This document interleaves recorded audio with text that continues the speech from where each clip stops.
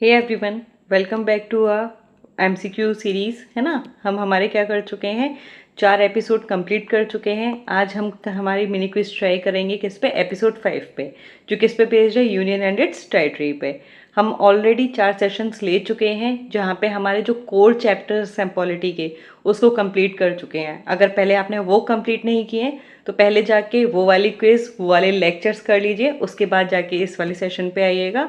And अगर आप अच्छे से पढ़ के रिवाइज करके आए हैं तो वेल एंड गुड। चलिए चलते हैं बिना टाइम वेस्ट किए हमारे आज के एमसीक्यू सीरीज में। तो क्वेश्चन नंबर 1 हमारा क्या बोल रहा है, with reference to article 1 of the constitution of India consider the following statements. हमारे कॉन्स्टिट्यूशन के आर्टिकल 1 में, ठीक है, क्या उसके रेफरेंस में हम देख रहे हैं कि ये स्टेटमेंट्स को हमें देखना है। अब स्टेटमेंट्स में हमें क्या देखना है, करेक्ट, ठीक है, तो इसको भी मार्क कर लीजिए, मीन्स करेक्ट वाले हमें बताते हैं। अब स्टेटमेंट 1 क्या बोल रहा है, India that is Bharat shall be a union of states. क्या आर्टिकल 1 यही कहता है कि जो इंडिया है दैट इज भारत वो यूनियन ऑफ स्टेट्स है। स्टेटमेंट 2 क्या बोल रहा है, the territory of India comprises the territories of the states, the union territories and such other territories as may be acquired. क्या जो इंडिया की टेरिटरी है उसमें, जो हम territory of India word use करते हैं, क्या उसमें हमारे जो स्टेट्स की टेरिटरीज हैं वो, यूनियन टेरिटरीज और ऐसी टेरिटरीज जो हम फ्यूचर में भी एक्वायर कर सकते हैं, वो सब आती हैं। स्टेटमेंट 3 क्या बोल रहा है, the expression union of states implies that the states have a constitutional right to secede from the union. क्या जो यूनियन ऑफ स्टेट्स एक्सप्रेशन है उसका मतलब ये है कि जो हमारे स्टेट्स हैं उनके पास कॉन्स्टिट्यूशनल संवैधानिक अधिकार है कि वो यूनियन से हट सकते हैं, मतलब उसको छोड़ सकते हैं। स्टेटमेंट 4 क्या बोल रहा है, the expression territory of India is wider than the expression of union of India. क्या टेरिटरी ऑफ इंडिया जो वर्ड है, जो एक्सप्रेशन है, वो हमारा यूनियन ऑफ इंडिया वाले एक्सप्रेशन से बड़ा है। बहुत ही इजी क्वेश्चन है, हमने डिटेल में पढ़ा था, ये आपको आना चाहिए। जल्दी से अपना आंसर मार्क कर लीजिए, हम डिटेल में इसका एक्सप्लेनेशन अभी देखते हैं। अपना आंसर जल्दी मार्क कीजिए, 3 सेकेंड्स हैं आपके पास, जल्दी जल्दी जल्दी। Okay, now times up. हम जाते हैं आंसर पे। आई एम होपिंग आपने अपना आंसर मार्क कर लिया होगा, है ना। And be honest with your self, जो भी आंसर हो उसको, मतलब पहले क्वेश्चन ढंग से पढ़िए, अपना आंसर मार्क कीजिए, उसके बाद एक्सप्लेनेशन सुनिए। अगर आपको लग रहा है कि मेरी स्पीड फास्ट हो रही है, वीडियो को पॉज कीजिए, आराम से तसल्ली से क्वेश्चन पढ़िए, क्योंकि मेन आपको ही क्वेश्चन पढ़ना है ना, आंसर आपको देना है। मैं जस्ट यहाँ पे क्या कर रही हूँ, हेल्प कर रही हूँ कि यस हम हमारे क्वेश्चन प्रैक्टिस कर सकें, है ना, वो हमारे प्रैक्टिस में आ सके।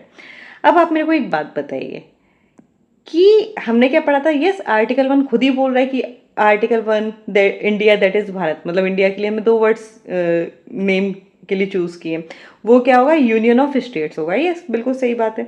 और इंडिया की जो टेरिटरीज हैं उसमें स्टेट्स, यूटीज और बाकी की टेरिटरीज जो हम एक्वायर करेंगे, है ना, इन फ्यूचर जो भी अगर आएगी तो वो हमारी किस्म होगी, टेरिटरी ऑफ इंडिया में इंक्लूड होगी। यस बिल्कुल सही है, बट ये तो बिल्कुल गलत है ना। हमने बोला यही था कि जो इंडिया का यूनियन ऑफ स्टेट्स है वो हमारा किसी, ऐसा नहीं है कि अग्रीमेंट से बना है ना, ऐसा नहीं है। हमने क्या किया है, जो अग्रीमेंट से होता तो मान लो जैसे यूएस में बना है तो वहाँ पे उनको राइट भी मिल जाए कि वो सिसीड कर दें, बट इंडिया में ऐसा नहीं है। इंडिया में क्या है, हमारा indestructible union of destructible states, ये आपको याद रखना है। तो थर्ड स्टेटमेंट क्या हो गया, गलत, थर्ड गलत हो गया, तो ये 2 ऑप्शन तो चले गए। फोर्थ वाला देखते हैं, the expression territory of India wider है। यस बिल्कुल बड़ा है, क्योंकि टेरिटरी ऑफ इंडिया, देखो स्टेटमेंट 2 खुद ही बोल रहा है कि जो टेरिटरी है उसमें हमारे ये territories of states, union territories और such other territories as may be acquired वो इंक्लूड होती हैं, इसलिए टेरिटरी ऑफ इंडिया क्या है, वाइडर कॉन्सेप्ट है।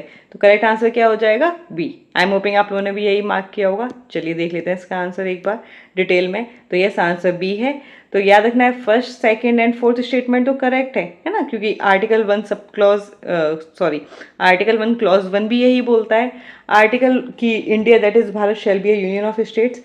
आर्टिकल 1 क्लॉज 3 हमें जो टेरिटरी ऑफ इंडिया है उसमें क्या है उसके बारे में बता रहा है कि स्टेट्स की टेरिटरीज हैं, यूनियन टेरिटरीज हैं, जो कि स्पेसिफाइड है कहाँ पे, फर्स्ट शेड्यूल में। ऐसी टेरिटरीज हैं जिसको एक्वायर किया जा सकता है ना। फिर स्टेटमेंट 3 गलत है, यूनियन ऑफ स्टेट्स में ऐसा नहीं है कि जो हमारे स्टेट्स हैं वो सिसीड कर लें, तो ये गलत हो गया हमारा। स्टेटमेंट 4 करेक्ट है, यस, क्योंकि स्टेटमेंट 2 ही हमारे स्टेटमेंट 4 को एक्सप्लेन अच्छे से कर रहा है। चलिए, आई एम होपिंग कि क्लियर होगा। आगे आते हैं हमारे नेक्स्ट क्वेश्चन पे, क्वेश्चन नंबर 2। क्वेश्चन ध्यान से पढ़िएगा। ये क्या बोल रहा है, आर्टिकल 2 ऑफ द कॉन्स्टिट्यूशन के रेफरेंस में हमें ये स्टेटमेंट्स देखने हैं एंड क्या बताना है, करेक्ट स्टेटमेंट ही बताना है। ध्यान से पढ़िए। स्टेटमेंट 1 क्या बोल रहा है, parliament may admit into the union और एस्टेब्लिश न्यू स्टेट्स। क्या पार्लियामेंट इस यूनियन में नए स्टेट्स बना सकता है या उसकी बाउंड्रीज चेंज कर सकता है, एडमिट कर सकता है हमारे यूनियन में, ठीक है, किसी रीजन को, या फिर न्यू स्टेट्स एस्टेब्लिश बना सकता है, क्या ऐसा है? स्टेटमेंट 2 क्या बोल रहा है, parliament of India can exercise this power only in respect of territories that were already part of India. क्या आर्टिकल 2 में जो मतलब जो इंटरनल एडजस्टमेंट है ना, उसके बारे में बात कर रहे हैं, मीन्स उन्हीं टेरिटरीज के लिए जो कि ऑलरेडी इंडिया का पार्ट है, ऐसा है। एंड स्टेटमेंट 3 क्या बोल रहा है, the terms and conditions of admission और establishment of a new state में बी डिटरमाइंड बाय पार्लियामेंट। क्या जो हमारे नए स्टेट्स हमने एस्टेब्लिश किया है या एडमिट कर रहे हैं हमारे यूनियन में, तो उसकी जो कंडीशंस हैं और जो टर्म्स हैं वो क्या पार्लियामेंट डिसाइड करती है? चलिए, इजी क्वेश्चन है, सिंपली आर्टिकल 2 अगर आपको पता है तो आप इसका आंसर बिल्कुल करेक्ट मार्क करोगे। बताइए, अपना आंसर जल्दी मार्क कर लीजिए कि आपको कौन कौन से स्टेटमेंट सही लग रहे हैं। Mark your answer. So okay, time कम है, 3 सेकंड का ही टाइम है। स्टार्ट कीजिए अपना आंसर मार्क करना। सो नाउ टाइम्स अप, है ना। अब आंसर देखते हैं इसका। अब देखो, पहली बात तो सही है ना, पार्लियामेंट ही करती है ना, कि उसी के पास पावर है कि स्टेट्स में क्या चेंजेस लाने हैं, है ना, या एडमिट करना है ना, हमारे यूनियन में नए स्टेट्स बनाने हैं, पार्लियामेंट करता है। अब पार्लियामेंट, स्टेटमेंट 2 क्या बोला है, parliament can exercise this power only respect of territories that were already part of it. नहीं, आर्टिकल 2 हमारा डील करता है न्यू स्टेट्स से और आर्टिकल 3 करता है हमारा इंटरनल रीएडजस्टमेंट से, ऑलरेडी पार्ट जो है। तो स्टेटमेंट 2 हमारा क्या हो जाएगा, इनकरेक्ट। एंड यस, स्टेटमेंट 3 हमारा क्या है, बिल्कुल सही है। अगर पार्लियामेंट एडमिट कर रहा है, इट मीन्स उसके पास ही पावर होगी ना कि वो टर्म्स एंड कंडीशन भी डिसाइड कर सकता है। तो इसका करेक्ट आंसर क्या हो जाएगा, ऑप्शन ए 1 एंड 3। स्टेटमेंट 2 क्या होगा, गलत होगा। चलिए देखते हैं इसका करेक्ट आंसर। तो yes, option A is the correct answer, means 1 and 3 are the correct statements, well 2 is incorrect. तो आपको बस ये यहाँ पे ये याद रखना है कि आर्टिकल 2 हमारा डील करता है admission establishment of new states, well 3 deals with the internal readjustment. Okay, ये आपको याद रखना है, ये इंपॉर्टेंट डिफरेंस याद रखना है कि आर्टिकल 2 और आर्टिकल 3 में क्या डिफरेंस है। चलिए चलते हैं हमारे नेक्स्ट क्वेश्चन पे, क्वेश्चन नंबर 3। अब ये क्या बोल रहा है, consider the following statements regarding a bill for the formation of new states और alteration of the area boundaries और name of an existing states. Simple सी बात है, चेंजेस के बारे में बात कर रहे हैं, है ना, कि नया स्टेट बन रहा है या बाउंड्री में चेंज आ रहा है या नाम में चेंज आ रहा है स्टेट्स के, तो उससे रिलेटेड हमें क्या बताना है, करेक्ट बताना है। ये चीज़ याद रखनी है आपको। ये स्टेटमेंट 1 क्या बोल रहे हैं, such a bill can be introduced in either house of parliament only on the recommendation of the president. क्या ये सिर्फ पार्लियामेंट में ही ऐसे बिल आ सकते हैं, इंट्रोड्यूस किए जा सकते हैं, और वो भी प्रेसिडेंट की रिकमेंडेशन पर ही? क्या ऐसा हमने कुछ पढ़ा था? क्या ट्रैप जोन में हमने ये वाले वर्ड्स को, स्टेटमेंट्स को दोबारा ढंग से देखा था? एंड ये आपको पता होना चाहिए, रिवाइज नहीं किया है ना, तो ये मतलब बहुत ज़्यादा मिस्टेक है ना, ये नहीं होना चाहिए। क्लासेस को अच्छे से देखो, अपने हैंड रिटन नोट्स भी बनाते जाओ। ऑल्दो जितनी भी इसकी पीडीएफ हैं हमारे लेक्चर्स की वो टेलीग्राम पे अवेलेबल हैं, बट अपने हैंडी नोट्स हमेशा बनाते रहो, है ना, वो बहुत ज़रूरी होते हैं, क्योंकि जितना आप हाथ चलाओगे आपका दिमाग में, सबकॉन्शियस माइंड में वो अब जाते रहते हैं, तो याद रखिए हमेशा। ओके, सो स्टेटमेंट 2 क्या बोल रहा है, if the bill affects the area boundaries और name of a state the president must refer it to the legislature of that state for expressing its views. अगर कोई भी बिल एरिया बाउंड्री या state का नेम चेंज कर रहा है तो प्रेसिडेंट को मतलब मैंडेटरी है कि वो इस बिल को लेजिस्लेचर जो है स्टेट की उसको रेफर करेगा उनके व्यूज़ एक्सप्रेस करने के लिए। एंड यहाँ से आप कनेक्ट कीजिए। अभी केरला का नाम क्या किया है, केरलम, है ना, ये बिल आया है ना, मतलब ये फाइनल हो ही गया है।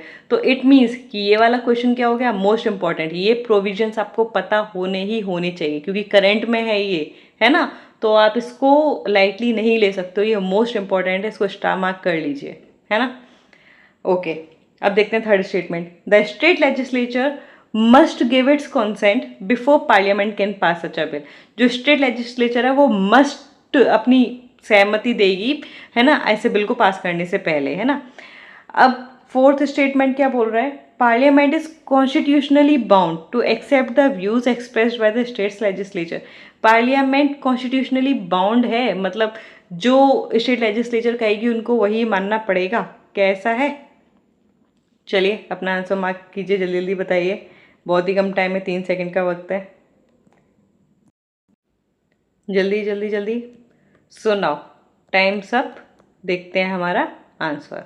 ओके, मैं इसको इरेज कर दूँ, यस। अब आते हैं, अब देखो ऑलरेडी मैंने बताया था कि कभी भी अगर ऐसे बिल की बात चल रही है तो ये जो बिल हैं ये पार्लियामेंट में ही इंट्रोड्यूस होंगे और सिर्फ किसकी रिकमेंडेशन पे, प्रेसिडेंट की रिकमेंडेशन पे। तो फर्स्ट स्टेटमेंट तो बिल्कुल सही है। सेकंड वाला क्या बोल रहा है, if the bill affects the areas boundaries और names of a state, president किसको रेफर करेगा, यस, स्टेट लेजिस्लेचर को बोलेगा कि अपने व्यूज एक्सप्रेस कीजिए, व्यूज एक्सप्रेस कीजिए, बट उसके व्यूज को मानना और ना मानना ये पार्लियामेंट की मर्जी है। ये स्टेट लेजिस्लेचर का कही हुई बात उन पे, मतलब ये नहीं कि अच्छा स्टेट लेजिस्लेचर जो कहेगी वही बात मानी जाएगी। इट मीन्स कि ये हमारा स्टेटमेंट 4 क्या हो गया, इनकरेक्ट, कॉन्स्टिट्यूशनली बाउंड नहीं है। एंड उस एक और चीज़ कि जो स्टेट लेजिस्लेचर है, ऐसा नहीं है कि बिल पास होने से पहले उसको कंसेंट देनी देनी है, नहीं, ऐसा भी कोई भी प्रोविजन नहीं है। तो ये भी क्या हो गया, गलत हो गया। सिर्फ हमारे स्टेटमेंट 1 और 2 क्या है, करेक्ट है, 3 और 4 क्या है, इनकरेक्ट है। आई एम होपिंग कि ये वाला क्वेश्चन भी आपका सही गया होगा। ठीक है, इसका एक्सप्लेनेशन देख लीजिए, आंसर 1 करेक्ट है, मीन्स 1 और 2 स्टेटमेंट्स आर करेक्ट। तो ये आपको ध्यान रखना है कि प्रेसिडेंट क्या करेगा, रिकमेंड करता है, तब ये बिल इंट्रोड्यूस होगा पार्लियामेंट में। और स्टेट लेजिस्लेचर के व्यूज़ भी जानते हैं अगर ये उस स्टेट के एरिया बाउंड्री या नेम को इम्पैक्ट डाल रहा है तो, बट उनके व्यूज़ लेते हैं, पर consent is not a necessary condition. And जो व्यूज़ हैं वो बाइंडिंग भी नहीं है हमारी पार्लियामेंट पर। ये आपको प्रोविजंस याद रखते हैं, सिर्फ कंसल्ट किया जाता है, बट फाइनल अथॉरिटी कौन है, पार्लियामेंट है। आइए चलते हैं हमारे नेक्स्ट क्वेश्चन पे। So question number 4, with reference to the procedure of under article 3 consider the following statements. अब आर्टिकल 3 पे क्वेश्चन है, देखा हमने आर्टिकल 1 पे क्वेश्चन देखा, आर्टिकल 2 पे देखा, आर्टिकल 3 पे देख रहे हैं ना, और हम ये देख रहे हैं कि क्या क्या किस तरीके से क्वेश्चन बन सकते हैं। बहुत ही कंसेप्चुअली इंपॉर्टेंट क्वेश्चन हैं, ध्यान के साथ पढ़िएगा, अटेम्प्ट कीजिए। इसमें भी क्या पूछा है, करेक्ट पूछ रहे हैं, करेक्ट स्टेटमेंट्स। अब क्या बोल रहा है पहला स्टेटमेंट, द प्रेसिडेंट में specify a period with in which the state legislature must express its views. क्या प्रेसिडेंट जो टाइम पीरियड है वो स्पेसिफाई कर सकता है कि स्टेट लेजिस्लेचर को इतने ही टाइम में अपना व्यू बताना है ना। अब स्टेटमेंट 2 क्या बोल रहा है, the president may extend the period so specified. President जो टाइम पीरियड दिया था उसको भी क्या कर सकता है, स्पेस जो स्पेसिफाइड टाइम दिया था उसको क्या कर सकता है, बढ़ा सकता है या नहीं बढ़ा सकता, बताइए आप लोग अभी। एंड स्टेटमेंट 3 क्या बोल रहा है, if the legislature does not express its views within the specified और extended period the bill automatically lapses, lapses मतलब बिल खत्म हो जाता है ना, कि अगर लेजिस्लेचर ने अपने व्यूज एक्सप्रेस नहीं किए प्रेसिडेंट के दिए हुए टाइम में, है ना, जो उसको टाइम मिला था स्पेसिफाइड टाइम, तो बिल ऑटोमेटिकली लैप्स हो जाता है। क्या ऐसा होता है। फिर स्टेटमेंट 4 क्या बोल रहा है, पार्लियामेंट में proceed with the bill even if the concerned state legislature has not expressed its views within the specified period। अभी देखो लास्ट क्वेश्चन में ही हमने एक तरीके से ये चीज़ क्लियर कर ली थी, अभी तो ये वाला क्वेश्चन बिल्कुल भी गलत नहीं जाना चाहिए आप लोगों का, पर ठीक है ट्राई कीजिए कि क्या पार्लियामेंट बिल को प्रोसीड कर सकती है स्टिल तब भी जब जो लेजिस्लेचर है अपने व्यूज़ उस स्पेसिफाइड टाइम में नहीं देते हैं। चलिए बताइए, 3 सेकंड है आपके पास, अपना आंसर मार्क कीजिए। सो नाउ टाइम्स अप, है ना। चलो अब देखो, पहला वाला स्टेटमेंट तो हमारा सही लग रहा है बिल्कुल, है ना। मैं 1 सेकंड कलर चेंज कर लूँ पेन का, ओके, तो यस, प्रेसिडेंट क्या कर सकता है, एक पीरियड स्पेसिफाई करता है कि आपको अपने जो व्यूज़ हैं स्टेट लेजिस्लेचर के, आप अपने बता दीजिए कि क्या व्यूज़ हैं आपके, है ना, इन चेंजेस के रिगार्डिंग। मतलब आर्टिकल 3 में जो जो हमारे चेंजेस होते हैं, बाउंड्री चेंज हो रही है ना, नेम चेंज हो रहा है, या रीजन में कुछ चेंज आ रहा है ना, ऑल्टर हो रहा है, तो उसके बारे में प्रेसिडेंट उस टाइम पीरियड को बढ़ा भी सकती है। अब वो टाइम दे रही है तो टाइम बढ़ा भी सकता है ना, हमारे प्रेसिडेंट बढ़ा सकते हैं। पर थर्ड वाला कि बिल लैप्स हो जाएगा, नहीं ना, स्टेट लेजिस्लेचर को इतना प्रोविजन नहीं दिया है, इतनी पावर्स नहीं दी है, क्योंकि फाइनल अथॉरिटी हमारी कौन है, पार्लियामेंट है ना, rather than the state legislature. तो अगर मान लो स्टेट लेजिस्लेचर उस टाइम पीरियड में भी अपने व्यूज़ ना दे, तब भी जो पार्लियामेंट है वो बिल को आगे प्रोसीड कर सकती है। तो हमारे करेक्ट स्टेटमेंट्स कौन कौन से, 1, 2 and 4, 3 is the incorrect statement. तो आंसर क्या होना चाहिए, ऑप्शन बी। चलिए देखते हैं। सो यस, आंसर क्या है, option B, 1, 2 and 4 are correct, 3 is incorrect. तो ये मतलब ऐसा नहीं कि अगर स्टेट लेजिस्लेचर ने अपने व्यूज़ एक्सप्रेस नहीं किए उतने टाइम में तो बिल लैप्स हो जाएगा, ऐसा नहीं है। और बाकी के तीनों स्टेटमेंट्स क्या हमारे सही हैं, याद रखिएगा। इन सिंपल वर्ड्स में बोलें तो स्टेट लेजिस्लेचर का जो रोल होता है वो कंसल्टेटिव है रादर देन वीटो बेस्ड। वो सिर्फ कंसल्ट करके बता सकता है, कंसल्ट किया जाता है उनसे, उससे ज़्यादा कुछ भी नहीं। अब आते हैं आज के लास्ट क्वेश्चन पे, देखते हैं हमारा लास्ट क्वेश्चन क्या बोलता है। सो question number 5, consider following statements regarding article 4 of the constitution, है ना। अब इसमें भी आपको क्या बताना है, करेक्ट बताना है। स्टेटमेंट 1 क्या बोल रहा है, a law made under article 2 और article 3 may amend the first schedule. क्या जो लॉ बना रहे हैं हम आर्टिकल 2 और आर्टिकल 3 के अंडर, वो अमेंड कर सकता है फर्स्ट शेड्यूल को। फिर सेकंड स्टेटमेंट क्या बोल रहा है, a law made under article 2 और 3 में अमेंड द फोर्थ शेड्यूल। क्या जैसे हमारा ऊपर वाले स्टेटमेंट में फर्स्ट शेड्यूल में चेंज ला सकते हैं, सेकंड वाला स्टेटमेंट क्या बोला है, फोर्थ शेड्यूल में चेंज ला सकते हैं, है ना। तो फर्स्ट शेड्यूल हमारा क्या है, बता रहा है हमारे जो यूनियन है, उस टेरिटरीज है उसके बारे में मिली, है ना। फोर्थ शेड्यूल हमारे राज्यसभा में सीट से रिलेटेड है ना। अब थर्ड स्टेटमेंट क्या बोल रहा है, such a law is deem to be a constitutional amendment under article 368 for the purpose of article 368। ये हमारा ट्रैप वाला पार्ट है, याद आ रहा हो तो। एंड फोर्थ स्टेटमेंट क्या कह रहा है, such a law may contain supplemental incidental consequential provisions. क्या ऐसे लॉ में हमारे सप्लीमेंट, इंसिडेंट और कॉन्सिक्वेंशियल प्रोविजंस होते हैं। चलिए सोचिए इसका आंसर क्या सही होगा आपके अकॉर्डिंग, जल्दी। जल्दी अपना आंसर मार्क कीजिए, 3 सेकंड का ही टाइम है बस आपके पास, ज़्यादा टाइम नहीं है। So now times up. I am hoping कि अपना आंसर मार्क कर लिया होगा, ठीक है। अब देखो, यही वाला जो स्टेटमेंट है थर्ड वाला ना, ये ऑलरेडी हमने पढ़ा कि अगर हम आर्टिकल 4 के अंडर देखें तो सिंपल मेजोरिटी से हमारा उसके अंडर चेंज होता है ना। बट ये अंडर आर्टिकल 368 नहीं होता है। अंडर आर्टिकल 368 कब होगा, जब हम क्या करेंगे, फॉरेन कंट्रीज़ के साथ में हम क्या करेंगे, हमारे रीजंस को दे रहे होंगे, है ना।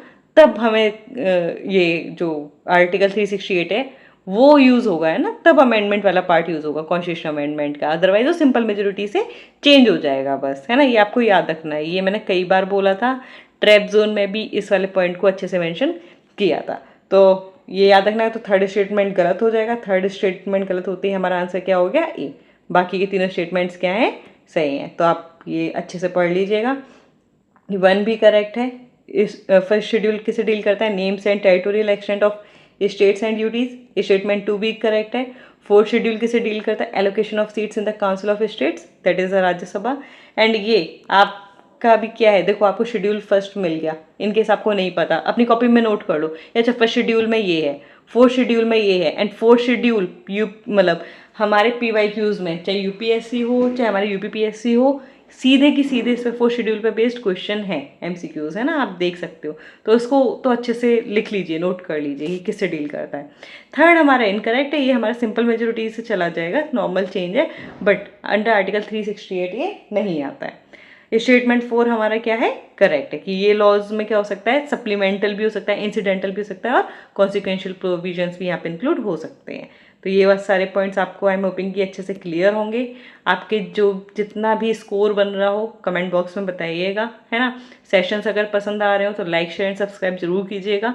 एंड ये सारी सारी PDFs आपको टेलीग्राम पे मिल जाएंगी, सारी सारी अब अवेलेबल हैं आपको टेलीग्राम पर।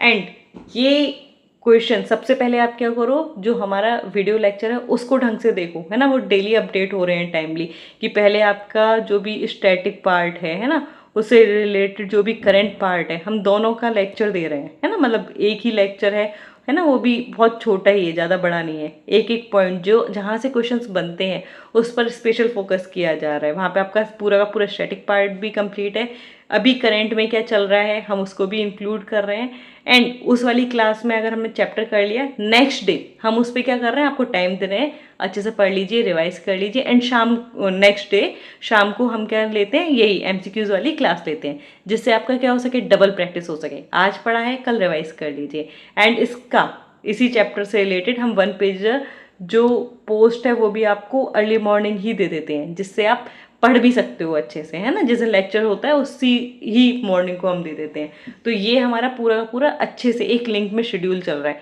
कि सबसे पहले हमारी पोस्ट आ जाती है बाय 9 AM आ जाती है, जहाँ पे आपको नोट्स मिल जाएंगे ये वाले, फिर उसके बाद आपकी क्लास होती है ना, और उसके नेक्स्ट डे हम हमारे क्या करते हैं, एमसीक्यूज़ को सॉल्व कर लेते हैं, 5 एमसीक्यूज़ को, जिससे आपकी प्रैक्टिस इंश्योर हो सके। सो अच्छे से पढ़ते रहिए, रिवाइज करते रहिए, एंड कूल रहिए, है ना, रिलैक्स होकर रहिए। जितनी अच्छी पढ़ाई होगी उतने अच्छे से आपके मार्क्स आएंगे, बस रिलैक्स एंड रिवीजन करते रहिए। एंड हाँ, अगर ये आपको ऐसे 1 पेजर नोट्स और क्लास वगैरह सब अच्छे से क्लियर हो रही हैं, आपके क्वेश्चन सॉल्व हो रहे हैं, तो चैनल को लाइक शेयर सब्सक्राइब जरूर कीजिएगा। ओके, एंड यहाँ से आप अपना पूरी क्लास लेने के बाद, एमसीक्यू सॉल्व करने के बाद इसको क्या कर सकते हैं, अपनी प्रैक्टिस कर सकते हैं। चलिए फिर मिलते हैं हमारे नेक्स्ट क्लास में। और एंड ये हमारा ट्रैप जोन जो मैंने बोला था कि लास्ट क्लास में हमने देखे थे, है ना, तो आप इसको ध्यान रखिएगा कि यहाँ पे इन ट्रैप जोन में फंसना नहीं है।